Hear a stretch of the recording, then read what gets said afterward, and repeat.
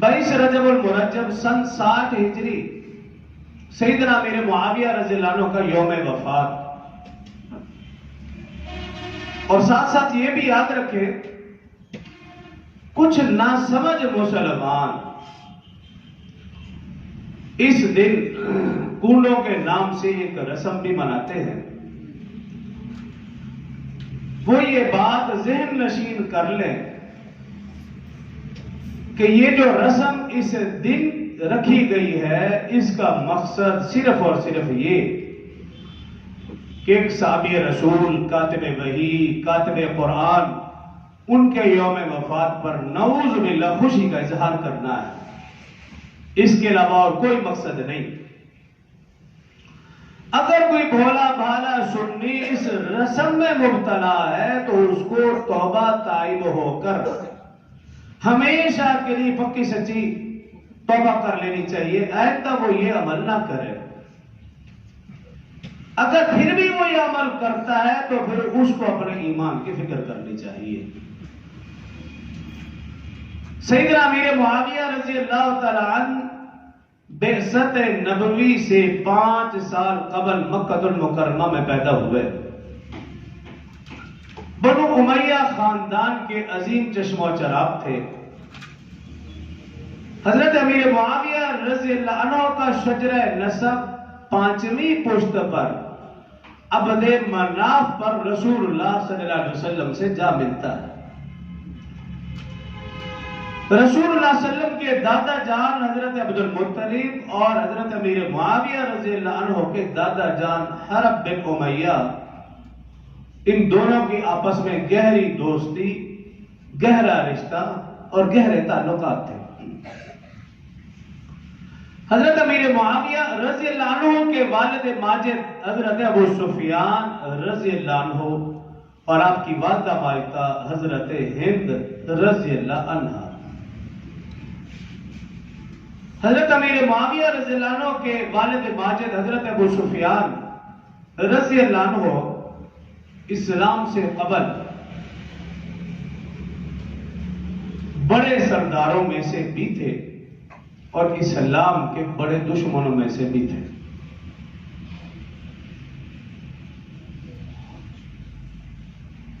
لیکن اسلام قبول کرنے کے بعد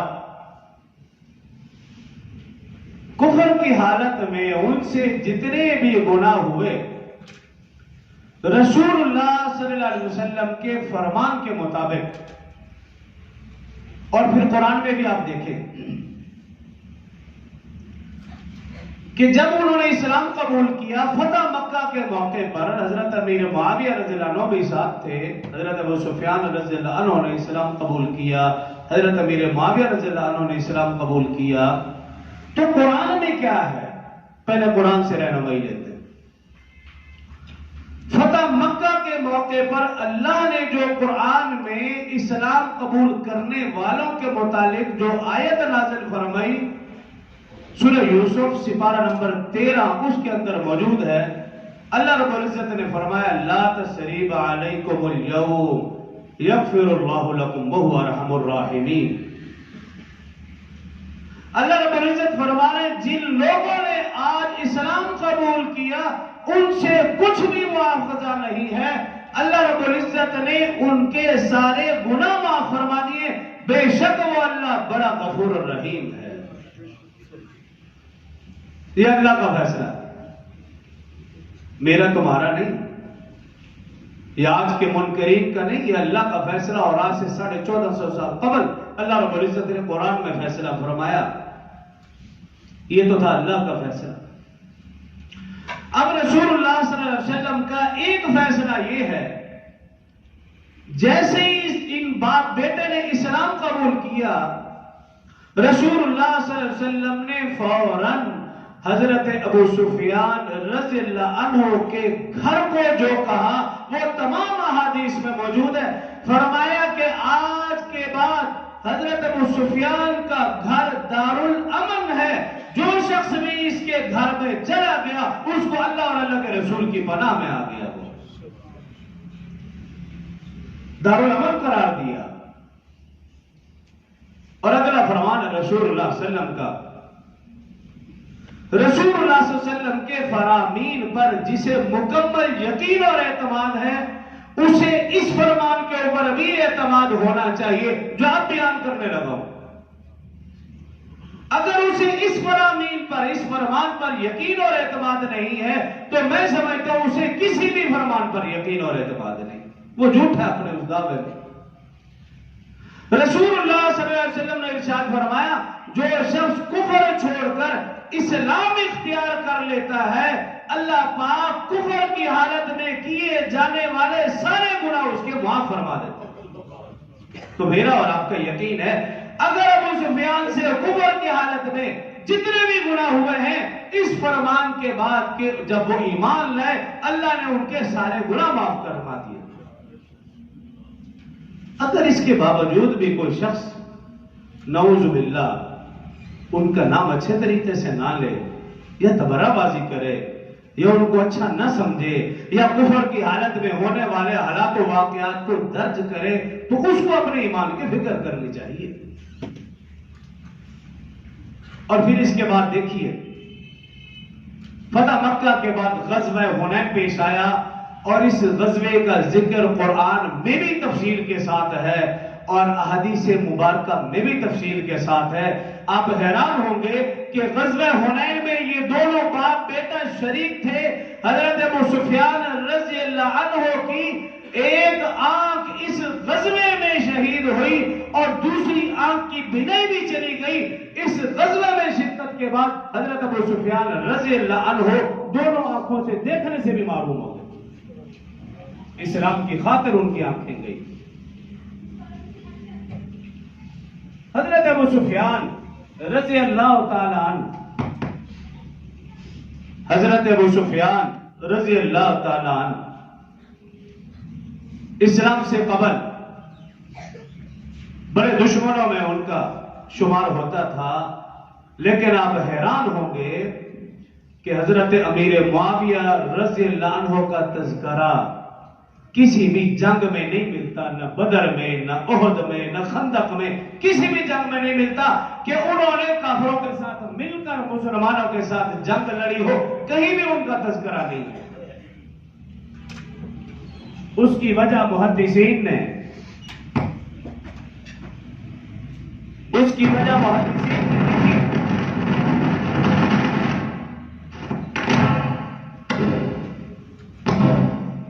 کہ حضرت امیر معاویہ رضی اللہ تعالی عنہ بہت پہلے اسلام لا چکے تھے لیکن اس اسلام کا اظہار وہ نہیں کر پا رہے تھے. حتیٰ کہ لکھا ہجرت سے قبل وہ اسلام قبول کر چکے تھے لیکن اپنے اسلام کا اظہار انہوں نے کسی پر بھی نہیں کیا. یہی وجہ ہے کہ ہجرت کے بعد بدر ہوئی, احد, خندق, کسی بھی جنگ میں حضرت امیر معاویہ رضی اللہ عنہ نے مسلمانوں کے خلاف حصہ نہیں لیا. اور فتح مکہ کے موقع پر انہوں نے اس کا پھر اظہار کر دیا اپنے والد کے ساتھ مل کر, اور پھر اگلا اعزاز اسلام قبول کیا. روایت میں آتا ہے کہ حضرت ابو سفیان رضی اللہ عنہ نے رسول اللہ صلی اللہ علیہ وسلم سے درخواست کی کہ آپ ان کو اپنا خادم خاص بنا لیجئے. حضرت ابو سفیان رضی اللہ عنہ رشتے میں رسول اللہ صلی اللہ علیہ وسلم کے سسر تھے. ان کی بیٹی حضرت ام حبیبہ رضی اللہ عنہ رسول اللہ صلی اللہ علیہ وسلم کی زوجہ محترمہ امہات المؤمنین میں ان کا شمار, اور امہات المؤمنین کے فضائل قرآن میں بے شمار جگہ بیان ہوئے. سورہ احزاب 73 آیات پر مشتمل ہے. اس سورت کا اکثر حصہ امہات المؤمنین کے فضائل کے اوپر ہے, اور ان امہات المؤمنین میں حضرت ابو سفیان رضی اللہ عنہ کی بیٹی رسول اللہ صلی اللہ علیہ وسلم کی زوجہ حضرت ام حبیبہ رضی اللہ عنہ بھی ہیں جو کہ حضرت امیر معاویہ رضی اللہ عنہ کی بہن ہمشیرہ. پورے گھرانے کا تذکرہ سنیں قرآن و حدیث میں تو حیران ہوں گے, لیکن میں ان لوگوں کی عقل پر حیران ہوتا ہوں جو چھوٹی چھوٹی باتوں کے اوپر ان چھوٹی چھوٹی باتوں کو لے کر ان کو برا بھلا کہتے ہیں یا تبرہ بازی کرتے ہیں. اس کا مطلب یہ کہ انہوں نے قرآن کو نہیں پڑھا, احادیث کو نہیں پڑھا، رسول اللہ صلی اللہ علیہ وسلم کی زندگی کو نہیں پڑھا، رسول اللہ صلی اللہ علیہ وسلم کے گھر کو نہیں پڑھا، آپ کے گھرانے کو نہیں پڑھا، اگر وہ رسول اللہ صلی اللہ علیہ وسلم کے گھرانے میں نظر ڈالے تو کبھی بھی زبان درازی نہ کرے۔ رسول اللہ صلی اللہ علیہ وسلم نے حضرت امیر معاویہ رضی اللہ عنہ کا اپنا خادم خاص بنایا۔ خادم خاص بنانے کے بعد سب سے پہلا اعزاز حضرت امیر معاویہ رضی اللہ عنہ کو یہ حاصل ہوا کہ رسول اللہ صلی اللہ علیہ وسلم نے اللہ کے حکم سے حضرت امیر معاویہ رضی اللہ عنہ کو قرآن لکھنے پر مقرر کیا۔ تمام محدثین نے لکھا کہ کاتبین وحی کی تعداد 44 کے قریب تھی، لیکن ان میں سے حضرت معاویہ رضی اللہ عنہ کا نمبر 6 تھا۔ 6 نمبر پر آپ کاتب وحی، کاتب قرآن تھے۔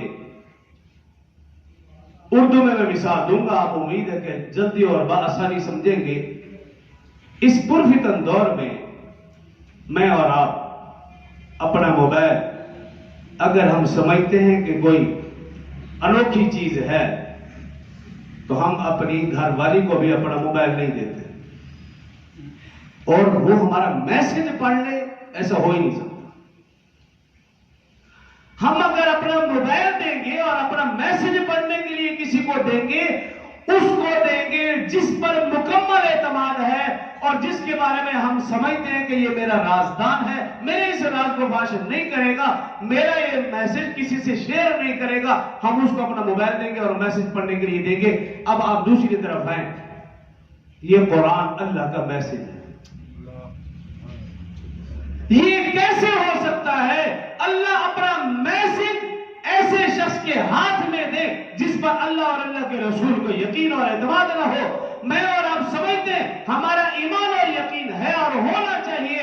اگر اللہ نے قرآن کو لکھنے کے لیے حضرت امیر معاویہ رضی اللہ عنہ کا انتخاب کیا تو ہمیں یقین کر لینا چاہیے حضرت امیر معاویہ پر اللہ کو بھی مکمل اعتماد تھا اور اللہ کے پاک پیغمبر رسول اللہ صلی اللہ علیہ وسلم کو بھی مکمل اعتماد تھا۔ تبھی تو اللہ کا میسج لکھنے اور پڑھنے کے لیے اللہ اور اللہ کے رسول نے حضرت امیر معاویہ رضی اللہ عنہ کا انتخاب کیا اور ایسا عظیم رتبہ ملا کہ رسول اللہ صلی اللہ علیہ وسلم نے یہ دیکھتے ہوئے کہ اللہ نے انہیں قرآن لکھنے کے لیے منتخب کیا، رسول اللہ صلی اللہ علیہ وسلم نے اپنا خادم خاص مقرر کر لیا، یعنی پرسنل سیکرٹری رسول اللہ صلی اللہ علیہ وسلم کے تھے۔ رسول اللہ صلی اللہ علیہ وسلم کے پاس جتنے بھی خطوط آتے امیر معاویہ رضی اللہ عنہ پڑھ کر سناتے۔ رسول اللہ صلی اللہ علیہ وسلم کوئی بھی اپنا پیغام کسی تک بھی پہنچانا ہوتا تھا، کسی بادشاہ کو پہنچانا ہوتا یا کسی کو بھی حکم دینا ہوتا تھا، امیر معاویہ رضی اللہ عنہ سے وہ خط وہ پیغام لکھواتے اور امیر معاویہ رضی اللہ عنہ اس تک پہنچایا کرتے تھے۔ ایسا شخص کہ جو اللہ کا بھی خاص، رسول اللہ صلی اللہ علیہ وسلم کا بھی خاص ہو، اور آج کا کوئی بدبخت انسان اس کے بارے میں زبان درازی کرے تو کیا وہ مسلمان ہو سکتا ہے؟ آسان سی بات۔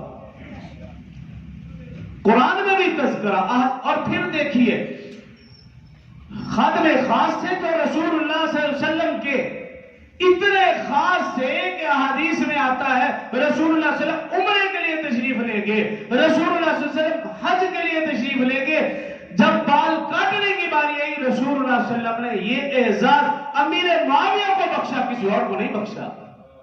آپ کے بال کاٹے اور پھر امیر معاویہ تھے، وہ سارے کے سارے بال امیر معاویہ رضی اللہ عنہ نے اپنے پاس محفوظ کر لیے۔ صحابہ اکرام منت کرتے، ترلا کر کے، منت سماجت کر کے بطور تبرک کے امیر معاویہ رضی اللہ عنہ سے کچھ نہ کچھ بال لے جایا کرتے تھے اور کچھ بال آپ نے اپنے پاس رکھے۔ اسی طرح اتنے خادم خاص تھے، رسول اللہ صلی اللہ علیہ وسلم کے ناخن مبارک بھی کاٹتے اور اپنے پاس محفوظ کر لیتے۔ پھر ان ناخنوں اور بالوں کا اور کچھ کپڑوں کا کیا کیا وہ آگے بتاؤں گا۔ اور پھر اعزاز دیکھیے حضرت امیر معاویہ رضی اللہ عنہ کا، رسول اللہ صلی اللہ علیہ وسلم نے اپنی زندگی میں انہیں کچھ دعائیں دی، وہ دعائیں قبول کی۔ ایک دعا یہ تھی، اللہم ہادیا و مہدیا، اے اللہ امیر معاویہ کو ہدایت والا بھی بنا اور ہدایت دینے والا بھی بنا. میرا اور آپ کا ایمان اور عقیدہ ہے اور ہونا چاہیے. رسول اللہ صلی اللہ علیہ وسلم نے جب ان کے لیے دعا فرما دی 100% پوری ہوئی. امیر معاویہ ہدایت یافتہ بھی تھے اور ہدایت کا پیغام پہنچانے والے بھی تھے. اور پھر اگلی دعا فرمائی اللہم علمہ الکتاب والحساب وقہ العذاب. اے اللہ میرے معاویہ کو اپنی کتاب قرآن کا علم عطا فرما اور حساب کا علم اور فرائض کا اسے علم عطا فرما اور اسے جہنم کی آگ سے بچا. میرا اور آپ کا ایمان ہے اور ہونا چاہیے کہ جو دعا رسول اللہ صلی اللہ علیہ وسلم نے ان کے حق میں بلکہ جس کے حق میں فرمائی ہے وہ دعا 100% اسی طرح پوری ہوئی ہے. اور بھی بے شمار دعائیں ملتی ہیں. حضرت امیر معاویہ رضی اللہ عنہ رسول اللہ صلی اللہ علیہ وسلم کی رحلت کے بعد سیدنا ابو بکر رضی اللہ عنہ کا دورہ خلافت آیا.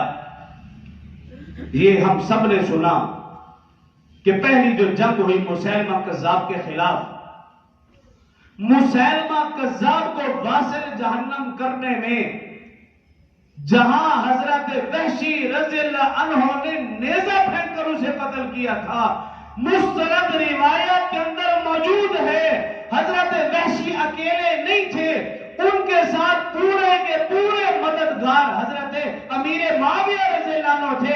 ان دونوں نے مل کر وہ نیزہ پھینکا اور مسیلمہ کذاب جس نے جھوٹی نبوت کا دعویٰ کیا تھا اس کو واصل جہنم کیا. یہ اعزاز جہاں حضرت وحشی رضی اللہ عنہ کو حاصل ہے وہی حضرت امیر معاویہ رضی اللہ عنہ کو بھی حاصل ہے. حضرت ابو بکر رضی اللہ عنہ اپنی زندگی میں جب ملک شام کی طرف لشکر بھیجا تو ایک لشکر کا امیر اور سربراہ حضرت امیر معاویہ رضی اللہ عنہ کو بنایا اور پھر یہ لکھ دیا اس لشکر کے امیر حضرت امیر معاویہ ہوں گے. جب سے انہوں نے لکھا اس وقت سے لے کر آج تک قیامت تک جب بھی مسلمان ان کا نام لے گا اسی طرح لے گا امیر معاویہ رضی اللہ تعالیٰ عنہ. حضرت عمر فاروق رضی اللہ عنہ کا دور آیا تو آپ کے دور میں شام کی طرف وبا پھیلی اور بے شمار مسلمان شہید ہوئے، وفات پا گئے. تو حضرت عمر رضی اللہ عنہ نے پھر حضرت امیر معاویہ رضی اللہ عنہ کو ملک شام کا گورنر بنا دیا.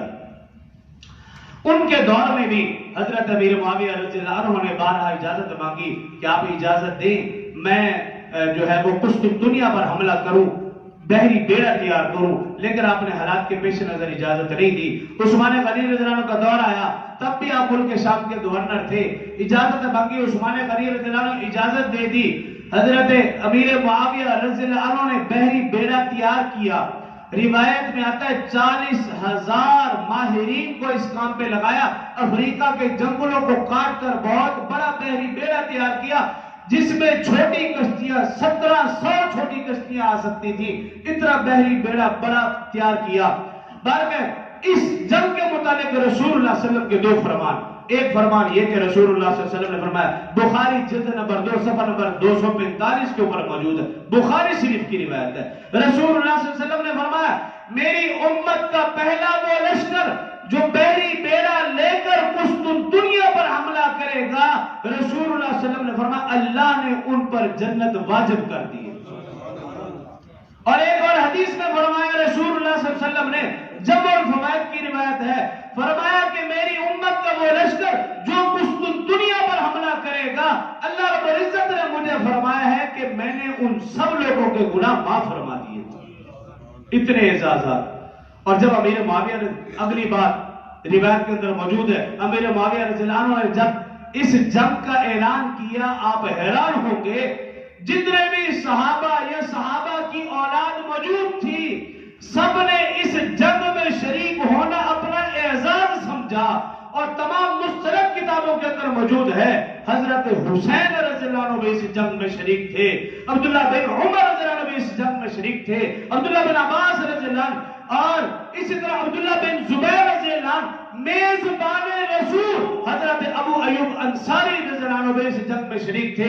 حضرت ابو ایوب انصاری اس جنگ میں نکلے اور اسی جنگ میں جب ترکی کے قریب پہنچے وہاں ان کی وفات ہوئی، وہاں ان کو دفن کیا گیا. اور آج بھی آپ نیٹ پہ ریسرچ کر لیں کہ ان کی قبر آج بھی وہاں پر موجود ہے. عرض کرنے کا مقصد یہ ہے جس صحابی کے فضائل بیان کرنا شروع کر دو آپ حیران ہوں گے کہ ان کے کتنے زیادہ فضائل ہیں. اس کی وجہ رسول اللہ صلی اللہ علیہ وسلم کی تربیت ہے. تو عرض کرنے کا مقصد یہ ہے صحابہ میں سے کوئی بھی ہو, اہل بیت اعظام میں سے کوئی بھی ہستی ہو, ہم میں سے کسی کو حق حاصل نہیں ہے کہ ہم کسی کے بارے میں تبرہ بازی کریں یا غلط بات سوچیں. اگر ایسا کریں گے ہمارا اپنا ایمان جائے گا.